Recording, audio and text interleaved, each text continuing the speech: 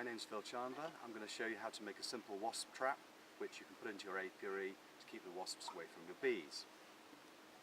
And what we've got here is, of course, is an old empty drinks bottle, and we've got some cheap Coke substitute. I'm going to take a knife and cut around to remove the top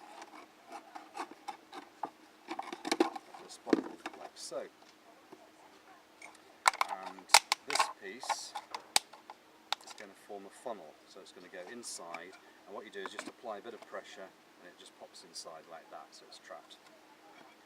And now we're going to use some nice fizzy Coke. This is the best use I've found for this stuff. I wouldn't dream of drinking it myself, but it's good enough for wasps. So we put a couple of inches in the bottom. And there's your wasp trap. Very simple, very cheap, very effective.